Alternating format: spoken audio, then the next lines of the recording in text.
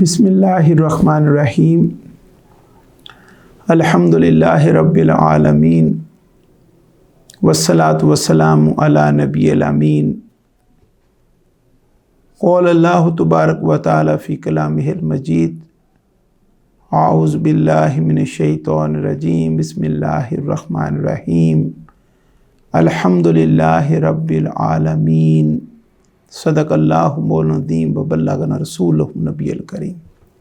अल्लाह रब्बुल इज़्ज़त के फ़ज़ल व इनाम और आका अलैहिस्सलातु वस्सलाम के नलैन पाक के तसद्दुक़ से हम अल्लाह रब्बुल इज़्ज़त की अज़ीम किताब कुरान हकीम का तर्जुमा व तफ़सीर मुख्तसर अंदाज़ में वर्स टू वर्स इंशाअल्लाह शुरू कर रहे हैं। इस सिलसिले में नहायत ज़रूरी है कि हम सूरा फ़ातिहा के हवाले से थोड़ा सा समझ लें कि सूरा फ़ातिहा के नाम के हवाले से मुख्तलिफ़ जो मानी और मारिफ़ बयान किए गए हैं उस पर मैं थोड़ी सी बात करना चाहता हूँ, क्योंकि कुरान मजीद को समझने के हवाले से जब भी हम इस तरफ आते हैं तो सबसे पहले सूरा फ़ातिहा ही हमारे सामने है, जो कुरान मजीद की सबसे पहली सूरा मुबारका। तो इसके मानी और मतलब को समझने से पहले सूरा फ़ातिहा के मुख्तलिफ़ नाम जो कुरान मजीद में और हदीस मुक़द्दसा में आए हैं, मुख्तसर सी मैं गुफ्तगू उन अस्मा पर करना चाहता हूँ। इस हवाले से सबसे पहला नाम जो इस सूरा मुबारका का है वो है अल फ़ातिहा, यानी वो सूरा मुबारका जिससे कुरान मजीद खुलता है। और इस अल फ़ातिहा के तहत भी मुख्तलिफ़ मानी बयान किए गए हैं, जिनमें सबसे पहले माना फ़ातिहा का बयान किया गया है फ़तह मुश्किलात, यानी सूरा फ़ातिहा को पढ़ने वाले को अल्लाह ताला ये करम अता फ़रमाता है कि उसकी हर तरह की मुश्किलात ख़ुद ब खुद ही ख़त्म होती चली जाती हैं। ये सूरा फ़ातिहा की बरकत है और अल फ़ातिहा इस वजह से भी इसका नाम रखा गया है।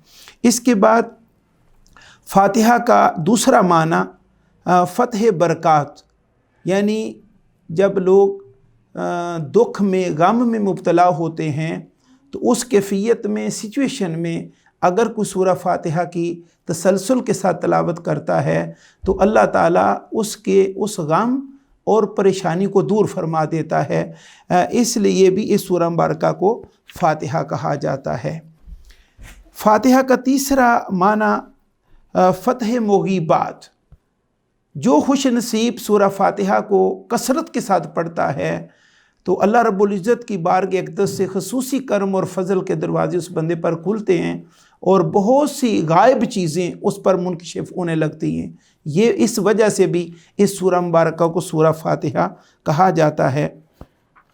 चौथा माना सूरा फ़ातिहा का ये भी बयान किया गया है फ़तह मुहिम्मात, जब बहुत बड़ा कोई चैलेंज हो, बहुत बड़ी कोई मुहिम हो और बहुत बड़ा कोई गलबा और तसल्लुत मकसूद हो, तो इस हवाले से भी सूरा फ़ातिहा को मुसलसल पढ़ने वाला और तिलावत करने वाला अल्लाह रब्बुल इज़्ज़त की बारगाह अक़दस से ये करम पा लेता है कि वो जितनी बड़ी मुश्किल उसके सामने हो, जितनी बड़ी मुहिम उसके सामने हो, अल्लाह ताला उस मुहिम को इस सूरा मुबारका की बरकत से तय फरमा देता है और उसके कब्ज़ा और कंट्रोल में वो मुहिम दे देता है और उसको कामयाबी और फ़तह और नुसरत अता कर दी जाती है।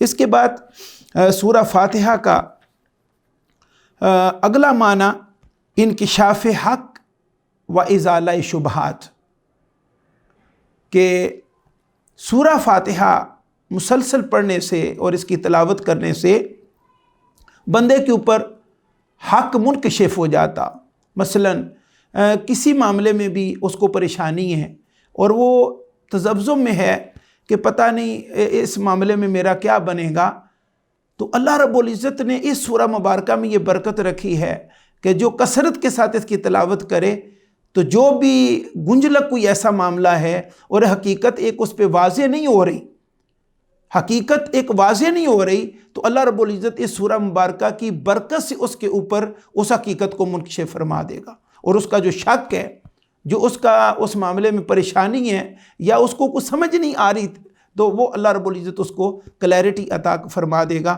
اپنی بارگاہ اقدس سے سورہ فاتحہ کی برکت سے۔ ایک اور معنی سورہ فاتحہ کا یہ بھی بیان کیا گیا ہے، یعنی فاتحہ کا بمعنی اول و آخر، یعنی یہ سورہ مبارکہ سورہ فاتحہ اس کا نام اس لیے بھی ہے کہ علم کی ابتدا بھی اس سورہ مبارکہ کے اندر ہے اور علم کی انتہا بھی اس سورہ مبارکہ کے اندر ہے، یا اللہ تعالیٰ کے رازوں کی ابتدا بھی اس سورہ مبارکہ میں رکھ دی گئی اور یعنی اللہ رب العزت کے رازوں کا اختتام بھی اس سورہ مبارکہ کے اندر بند کر دیا گیا۔ گویا یہ ایک ایسا خزانہ ہے علم کا، معرفت کا، دانائی کا، کہ اللہ رب العزت نے گویا ساری کائنات کو سورہ فاتحہ میں بند کر دیا ہے، اس لیے بھی اس سورہ مبارکہ کو سورہ فاتحہ کہا جاتا ہے۔ اس کے بعد سورہ فاتحہ کے اور بھی نام، ایک تو یعنی سورہ الفاتحہ، اور اس کے علاوہ سورہ فاتحۃ الکتاب۔ فاتحۃ الکتاب یہ دوسرا معنی بھی یعنی اس کا نام رکھا گیا جو قرآن مجید میں اور حدیث مقدسہ میں آیا ہے۔ فاتحۃ القرآن بھی اس کا ایک یعنی نام ہے، جیسے سنن نسائی میں آقا علیہ السلام سے جو ہے وہ بیان کیا گیا، عبادہ بن صامت رضی اللہ تعالیٰ روایت کرتے ہیں، حضور علیہ السلام نے فرمایا اس شخص کی نماز نہ ہوئی جس نے فاتحۃ الکتاب یعنی سورہ فاتحہ نہ پڑھی۔ یعنی اس کے مطابق جو اس سورہ مبارکہ کا نام فاتحۃ الکتاب، یہ آقا علیہ السلام کے قول اقدس سے ثابت ہے، سنن نسائی جلد اول 145 صفحہ 145 پر، اور بھی حوالہ اس حوالے سے ہیں۔ ایک اور روایت میں بھی ہے، ابن عمیر رضی اللہ تعالیٰ سے روایت ہے، رسول اللہ صلی اللہ علیہ وسلم نے فرمایا سورہ فاتحہ ہر مرض کے لیے شفا ہے۔ یعنی فاتحۃ الکتاب جو یعنی فاتحۃ الکتاب جو اس سورہ مبارکہ کا نام ہے، اس حدیث پاک سے بھی ثابت ہے، فاتحۃ الکتاب شفاء من کل داء۔ فاتحۃ الکتاب یعنی سورہ فاتحہ ہر بیماری کا علاج ہے۔ یہ سنن دارمی جلد دوم 320 صفحہ پر اس روایت کو بیان کیا گیا ہے۔ چوتھا نام سورہ فاتحہ کا ام الکتاب اور پانچواں نام ام القرآن بھی ہے۔ مختلف حدیث مقدسہ سے یہ نام جو ہیں وہ ثابت ہیں، جیسے آقا علیہ السلام نے فرمایا، حضرت ابو ہریرہ رضی اللہ عنہ روایت کرتے ہیں کہ الحمدللہ رب العالمین، رب العالمین یعنی سورہ فاتحہ ام القرآن، ام الکتاب اور 7 مثانی ہے۔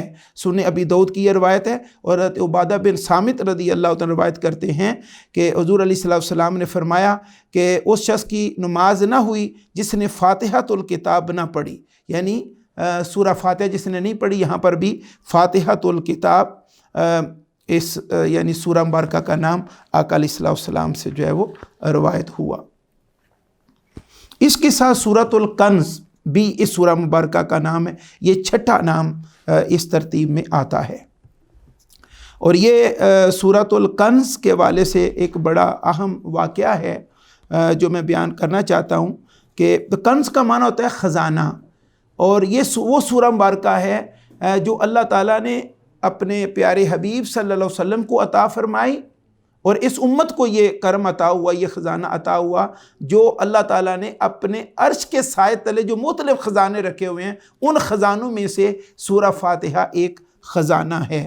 حضرت ابی بن کعب رضی اللہ عنہ اس حوالے سے بڑا ایمان افروز ایک واقعہ بیان فرماتے ہیں کہ میں نماز میں مصروف تھا، تو آقا علیہ السلام کو ایک خبر مجھے دینا چاہتے تھے، تو آپ نے مجھے آواز دی، تو میں نماز میں تھا، میں نے جواب نہیں دیا۔ آقا علیہ السلام پھر آواز مبارک دی، پھر میں یعنی نماز میں تھا، خاموش رہا، لیکن اپنی نماز میں نے جلدی کر لی کہ جلدی میں نماز کو مکمل کر لوں۔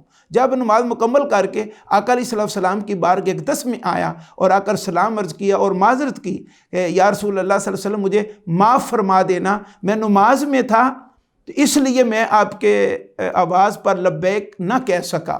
تو آقا علیہ السلام نے فرمایا، اے ابی بن کعب، کیا تم نے اللہ رب العزت کا یہ فرمان نہیں سنا یہ فرمان نہیں سنا، اور آقا علیہ الصلوۃ والسلام نے یہ آیہ مبارکہ سورہ انفال کی یہ آیہ مبارکہ تلاوت فرمائی، یا ایھا الذین آمنوا استجیبوا للہ وللرسول اذا دعاکم لما یحییکم، کہ اے ایمان والو جب بھی رسول تمہیں کسی کام کے لیے بلائیں جو تمہیں جاودانی زندگی عطا کرتا ہے، تو اللہ اور رسول کو فرما برداری کے ساتھ جواب دیتے ہوئے فوراً حاضر ہو جایا کرو۔ یعنی مراد یہ تھا کہ میرے حبیب، پیغام دینا یہ مقصود تھا کہ میرے حبیب جب بھی تمہیں بلائیں، جس حالت میں تم ہو، فوراً تم اللہ کے حبیب حضرت محمد مصطفیٰ صلی اللہ علیہ وسلم کی بارگاہ اقدس میں حاضر ہو جایا کرو، چاہے تم حالت نماز میں کیوں نہ ہو، نماز کو ادھر ہی چھوڑو اور اللہ کے حبیب صلی اللہ علیہ وسلم کی بارگاہ اقدس میں حاضر ہو جایا کرو۔ اب اس پر جو آقا علیہ الصلوۃ والسلام بلا رہے تھے وہ ایک خبر دینا چاہتے تھے، ایک خبر دینا چاہتے تھے اپنے اس غلام کو، اور وہ خبر یہ تھی کہ آقا علیہ الصلوۃ والسلام نے فرمایا، خدا کی قسم جس کے قبضہ قدرت میں میری جان ہے، اللہ تعالیٰ نے اس صورت کی مثل تورات، انجیل، زبور اور خود قرآن میں بھی کوئی اور صورت نازل نہیں فرمائی۔ یہ جامع ترمذی کی روایت ہے، اور اس کے بعد فرمایا اور وہ قرآن میں بھی سب سے بڑی ہے۔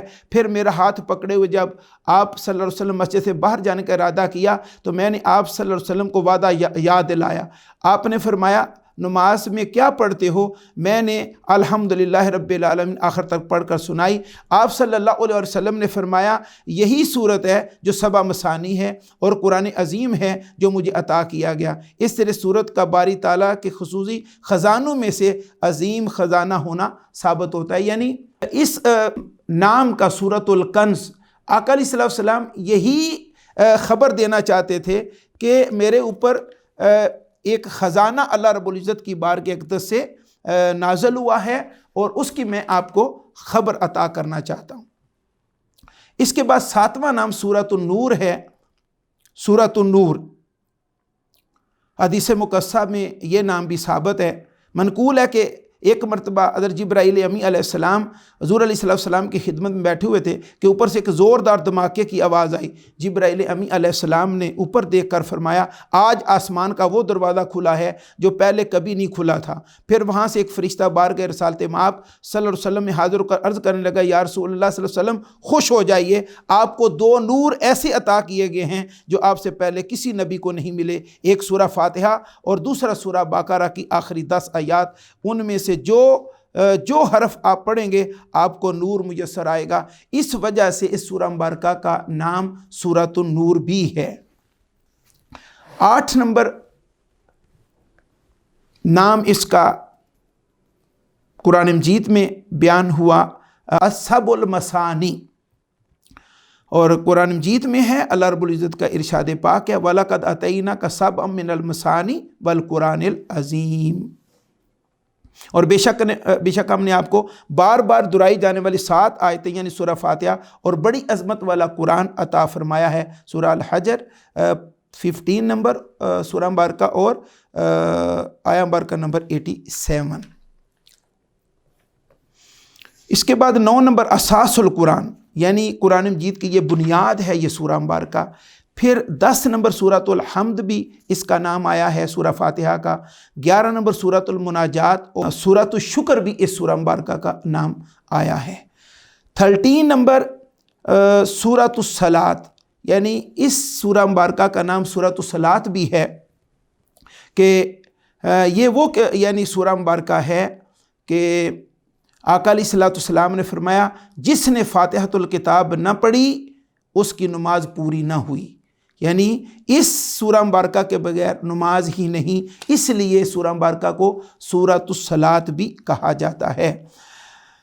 14 نمبر اس کا نام آیا ہے سورۃ التفویض، سونپ دینا، یعنی یہ سورہ مبارکہ جیسے قرآن مجید میں ہے یہ تفویض کا جو معنی وَفَوِّضُ أَمْرِي إِلَى اللَّهِ، کہ بندہ عرض کرتا ہے بارگاہ الہی میں کہ میں اپنا معاملہ اللہ تعالیٰ کے سپرد کرتا ہوں۔ تو یعنی اس کا مطلب کیا ہے کہ اپنا معاملہ اللہ تعالیٰ کے سپرد کر دینا، یہ توکل کا سب سے اعلیٰ درجہ ہے۔ 15 نمبر اس کا نام سورۃ الدعا، 16 نمبر سورۃ السوال اور 17 نمبر سورۃ تعلیم المسئلہ۔ اس کے ساتھ یعنی ایک روایت اس والے سے حضرت ابو ہریرہ رضی اللہ عنہ بیان کرتے ہیں کہ آقا علیہ الصلوۃ والسلام نے فرمایا، میں نے اپنے اور یعنی اللہ تعالیٰ فرماتا ہے، یعنی حدیث قدسی ہو گئی، میں نے اپنے اور اپنے بندے کے درمیان نماز کو 2 حصوں میں تقسیم کر دیا، آدھی میرے لیے اور آدھی میرے بندے کے لیے، اور میرے بندے کو وہی ملے گا جو اس نے مانگا۔ یعنی اس میں دعا بندہ کرتا ہے، بندہ سوال کرتا ہے، اور بندہ اللہ تعالیٰ کی بارگاہ میں مختلف عرضیں کرتا ہے۔ اس وجہ سے سورہ مبارکہ کو سورۃ الدعا، سورۃ السوال اور سورۃ تعلیم المسئلہ بھی کہا گیا ہے۔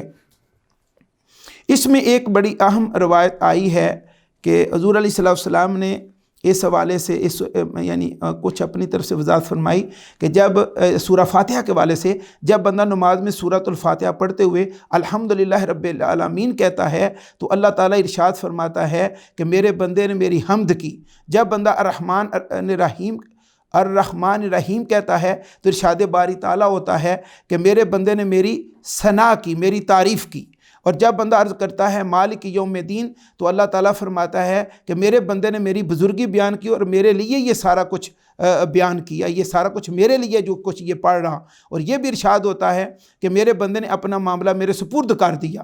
اس کے بعد جب بندہ ایاک نعبد و ایاک نستعین کہتا ہے تو ارشاد ہوتا ہے ھذا بینی و بین عبدی، یہ بات میرے اور میرے بندے کے درمیان مشترک ہے۔ اور جب بندہ اہدنا الصراط المستقیم صراط الذین انعمت علیہم غیر المغضوب علیہم ولا الضالین کہتا ہے تو ندا آتی ہے ھذا العبدی ولعبدی ما سأل، یہ حصہ خالصتاً میرے بندے کے لیے ہے اور میرے بندے کو وہی ملے گا جو اس نے مانگا۔ جامع ترمذی جلد دوم صفحہ 119 پر یہ حدیث پاک نقل کی گئی۔ 18واں نام بھی سورہ فاتحہ کا آیا سورۃ الکافیہ، عوض۔ اس حوالے سے یہ سورہ مبارکہ بڑی اہم ہے۔ عبادہ بن صامت رضی اللہ عنہ بیان فرماتے ہیں کہ ایک یعنی آقا علیہ السلام کا قول ہے جس کا مفہوم بیان فرماتے ہیں، سورہ القرآن ہر ایک سورت کا عوض ہے لیکن کوئی اور سورت اس کا عوض نہیں۔ کیا مطلب ہے کہ جس نے سورہ فاتحہ پڑھی اور اس کے بدل میں اگر کوئی سورت لانا چاہتا ہے تو ایسی کوئی سورت نہیں جو اس سورت کا بدل بن سکے۔ 19 نمبر سورۃ الوافیہ یعنی پورا کرنے والی، یعنی سورہ فاتحہ کا نام الوافیہ اس لیے رکھا گیا کہ اس کا نصف پڑھنا جائز نہیں۔ مثلا اگر کوئی سورہ مبارکہ ہے اس کی 6 آیات بینات ہیں تو آپ ایک رکعت میں سورہ فاتحہ کے بعد ایک رکعت میں 3 آیات پڑھ سکتے ہیں، یعنی سورہ فاتحہ کے بعد، اور آگے پھر سورہ فاتحہ کے ساتھ 3 آیات، ایک ہی سورہ مبارکہ جس کی 6 آیات بینات۔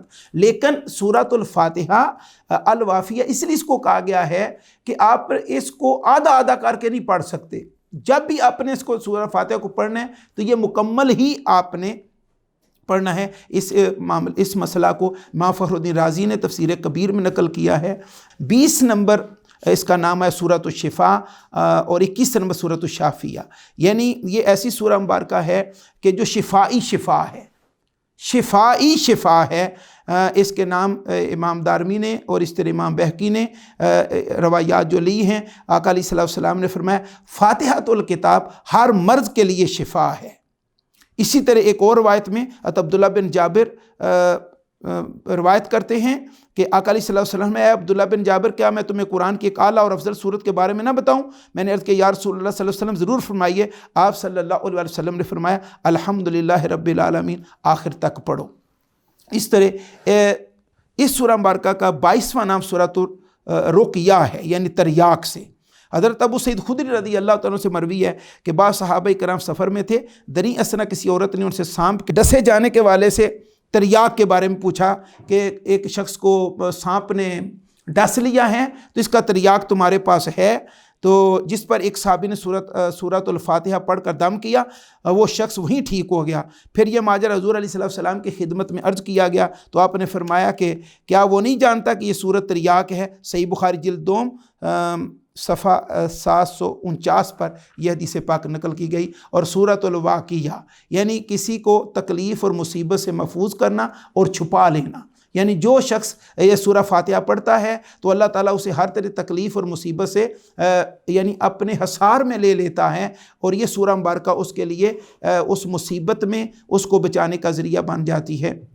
اور اس میں خصوصی برکات کا نزول ہوتا ہے، اس کے ایسے ایسے اثرات ہیں۔ طبرانی کی ایک روایت ہے جو صاحب بن یزید سے منقول ہے، سورہ مبارکہ کی تاثیر کا حامل ہونا اس سے بھی ثابت ہے، یعنی اس کی تلاوت سے انسان شیطانی فتن، شرور اور مصائب و آلام سے محفوظ و مامون ہو جاتا ہے۔ انس رضی اللہ عنہ روایت کرتے ہیں کہ حضور علیہ السلام نے فرمایا اگر تم بستر پر دراز ہوتے وقت سورہ فاتحہ اور سورہ اخلاص پڑھ لیا کرو تو سوائے موت کے تم ہر شے سے محفوظ و مامون ہو جاؤ گے۔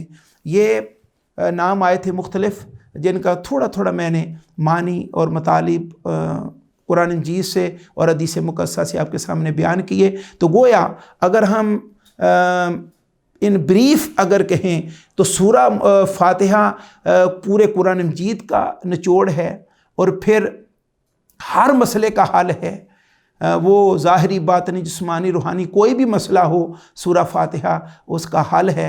اللہ رب العزت ہمیں اللہ رب العزت کے قرآن سے فیض یاب ہونے کی توفیق عطا فرمائے، اور خاص طور پہ سورہ فاتحہ سے ہمیں مستفید و مستنیر ہونے کی توفیق عطا فرمائے۔ وما علینا الا البلاغ المبین۔